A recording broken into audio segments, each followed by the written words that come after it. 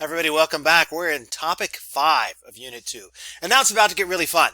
We're really tying a lot of ideas together, both about IGOs and NGOs, about bingos, about national aims.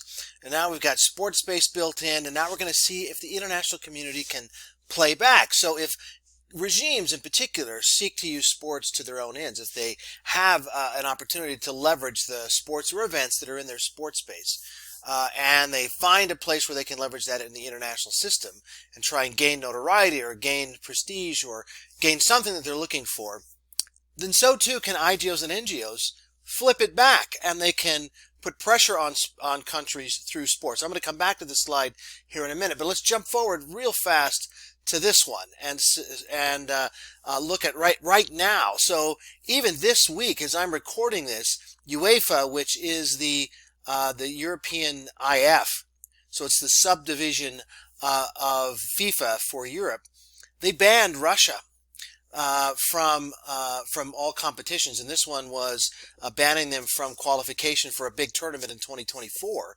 And Russia took them to there's a court, a sports court that you can go to if you feel that you've been done ill by in sports. It's called the Court for Arbitration in Sport. Russia cares a lot about sports. We'll review this. We've reviewed it before. We'll review it again. And so they don't like that the IF is trying to, that the International Committee is trying to do this. But the court upheld that the sanctions, the banning of Russia in sports, is legal and appropriate. So that means that the international community can play back. They can take these ideas that countries have and flip them back on them. So it's really important to have one of two scenarios in place if the international community wants to play back, if they want it to work. So the first would be, does the populace have enough of a say in how the government functions that they can put appropriate pressure on them and maybe vote in a change? So in other words, is it a democracy, a responsive democracy, and is sports space prevalent enough that you can force a change? It probably won't be an immediate change, but can you do it? And the answer over time in several regimes has been yes, you can. And we'll see some examples of that here in a moment. So that's one scenario. Russia doesn't have that. Lots of countries don't have that.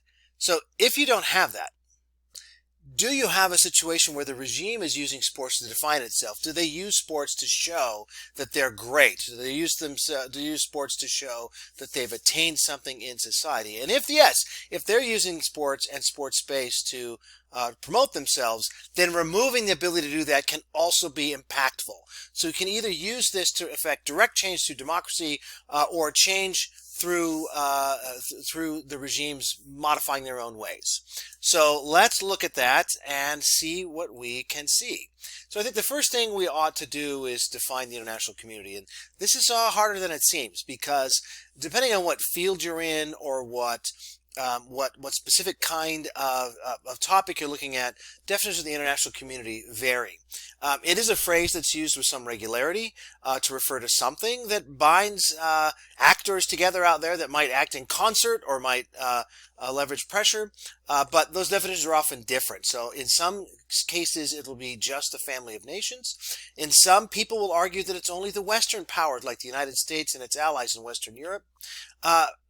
For our purposes, it is those things. It's the member states. But it's also IGOs, it's sporting bingos, it's athletes, it's businesses, it's people who are stakeholders in how things function between countries. So your picture here is just a generic clip art, but one is the one here on the bottom center right is of the UN in Geneva, and then you have this thing called the Sustainable Development Goals. So if you want to get an insight into what it takes for an international community to function, try and imagine solving one of these goals. You can pick any one you want and say, what will it take to actually approach that and solve it? And there's layers and levels of things that have to be active.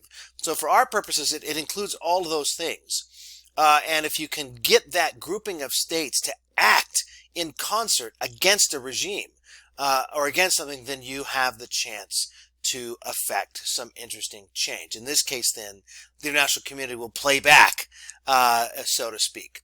Now, it doesn't always work because, as I said, you need one of those two situations. So let's look at this example where the international community tried to use some sport and it didn't work well. So the Taliban, who returned to power in Afghanistan in 2021, ran things in Afghanistan from 1996 to 2001, and they did some truly horrific things in the sporting realm, particularly on sporting fields. So one thing you'll find is that regimes, if they need to or want to gather people in large numbers, there's not a lot of places that do it in society that where people can see things happen except for sporting stadia. And the Taliban would conduct beheadings, assassinations, amputations. They punished people publicly in the national soccer stadium. So they use sports very negatively. They also banned a lot of sports. They only allowed a few sports to continue. But they did like some sports. And for example, the Taliban leadership, they ran the teams in the Afghan Soccer League. They did make rules that said you had to wear long sleeve shirts. You had to be bearded. You had to wear long socks and long shorts so that your skin was covered. But they didn't enjoy soccer. There was some cricket. There was some taekwondo and boxing. But the international community were horrified by things that the Taliban did. And so even though the Taliban did want to, for example, send a team of Afghans to the 2000 Olympics in Sydney, Australia, the IOC said no. And other sporting federations were lined up to put pressure on the Taliban. The Taliban just didn't really give a damn. They would like to play sports. They'd like to have sports on their own means. And they forbid women from playing sports in any situation, which bothered sports federations. But they didn't really care. It wasn't part of their sports business. It wasn't how they defined themselves. They would have liked it, but they did not respond to pressure from the international community. It doesn't always help, because you need those one of those two, democratic or responsive regimes, to be there. So what is this part of? It's part of a series of endeavors called euphemistically safe aggression. In other words, these are things that you can levy against a regime to try and effect change that will fall short of war. So the question is always, how far can you press the envelope to show your disdain or your displeasure and try and effect a change, either because the populace demands it or because the government themselves respond. But you don't want to actually go to war. So you do have aggression that could be used. But in these cases, here you go. So economic embargoes. The United States uses this very commonly. We typically have as many as 5 or 6 dozen sanctions packages in place on individuals and countries abroad. Some of them are very widespread, like what we have currently against Russia, like we have against North Korea, like we have against Iran. But a lot of the others are targeted to a particular group of people in a country, the leadership or the people in power. They could be targeted at specific industries or something like that. It's used very often, but it is one that we typically try to have not hurt the populace too much, so they'll be relatively limited in their impact. Cultural isolation is a peculiar and interesting one. It is one where you might take, people like me, academics and scholars who often travel to international conferences to present their research, learn the latest and greatest, and hobnob and network. You can ban them. You can say, we are not hosting anymore. There's no engineers allowed from your country. No medical practitioners to come learn the latest techniques or meet people and exchange ideas. It can be effective in a sector, but it doesn't really resonate with the populace. Right? So, it doesn't work. You can expel, diplomats, you can get rid of ambassadors. It's a pretty extreme step. You have to be pretty upset with someone with that. You can end a treaty or an agreement. Similar to that, like, that where sort of the cultural isolation ending a treaty kind of intersect would be, agreements, between China and host countries to send panda bears, out to show their pleasure with you. Remove the panda bears. The public does notice this. If the pandas get taken away, it sort of... You can even do something strange like have a party without them. John F. Kennedy in the 1960s was a little bit befuddled at how to show that even though we would side with dictatorships in the Americas, who were resisting communist intrusions. We really preferred democratically elected folks. So he would have gatherings in Miami where they would hang out and do fun things that were only for the democratically elected folks. And the other one is sport. You can boycott them, you can isolate them, you can ban them. And this one, unlike, say, banning me and my other academics from going to some place, ban them from sports. Don't let their teams come, isolate them, and if it matters enough, it can resonate. So for this, you really have to remember sports space and keep it in mind, right? So if the sports space is impactful, then it can work. Now, I know we're talking about a pretty big difference from me and my family in our sports space deciding we're going to tax ourselves to have to pay for a stadium where the World Cup might come. That's one level. It may seem another level to say you're going to put pressure on the government to change, but it has worked. And so, in a couple of occasions, in this case, in this more than a couple of occasions, but in this example specifically, this is a picture of a rugby match between the All Blacks of New Zealand in rugby and the Springboks of South Africa. And so these places do define themselves in large part on rugby and rugby success. And so over time, when the racist South African regime early on would let Maori people of Maori descent, come to South Africa, the Maoris are an important group of people in New Zealand, then there was pressure to change that.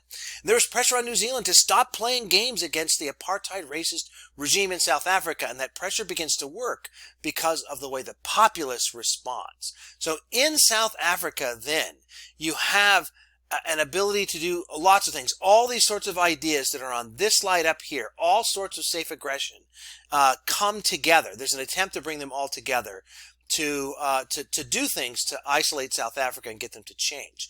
But until you get the populace really widely involved, it plays differently. It works differently. So the protests, particularly that develop in rugby and in cricket and all across the spectrum, began to collectivize opinions by people that they should change their ways. Okay, so things like this, this image from a British publication about cricket, they resonate with people. It begins to matter. There's a couple of really good bonus bits for this to show some challenges with trying to isolate South Africa and why we wouldn't all the time, their economic power, their strategic power, etc. But there was a pretty widespread movement when I was in college and thereafter to try to isolate South Africa. Now, they get banned from almost all sports eventually. And it does matter because sports is in the in the South African sports space. But there's a problem with this. And so here we're going to bring back Arthur Ashe, who I mentioned, kind of our gentleman badass from earlier in the semester. He doesn't like the idea of he hates apartheid. He's very outspoken against it, and he's erudite, and he's interviewed often, and he represents the United States in the Davis Cup tournaments, right? He's out there. But he thinks if he goes to South Africa and he is a role model, and he can beat the whites at their own game, at tennis, that it will mean more than boycotting and isolating. Because he correctly sees that if you isolate South Africa through sport, you also isolate the South Africans, including the oppressed in this case, the oppressed majority, are also isolated. So if you forbid South African participating in sports and it's not targeted, so it's not just towards rugby, which was the white sport in South Africa, but it's also towards soccer, which is the black sport in South Africa, then maybe you're punishing the wrong people for this. So he goes, he wins, he's a very powerful figure in doing this. And so there's calls now, the Taliban is back. Right. So as I mentioned in 2021, the Taliban came back to power. So they, in the 20 years that they were out, a whole number of refugees who had fled the civil war in the 90s, who had fled the Taliban itself in the 90s and early aughts, who had fled the chaos, that was part of the insurgency when the U.S. was occupying the country. They picked up cricket when they were in Pakistan. Pakistan is a cricket mad place. And Afghanistan has become a cricket mad place. And the international community is not really happy with the Taliban, the way they're running things. They're holding on to their money. They're not giving them loans. They're talking about isolating them. And the question is, should they isolate them through sport? Should we kick them out? But a lot of people are now saying if you kick them out, then the people who love cricket and have an outlet in cricket won't have it anymore. But then how do you express dismay that they won't let women play sports, that all kinds of female athletes had to flee the country? You can't let them play sports if you do that, can you? Is the question. But anyway, with sports space and with the application of this by governments, the international community can play back.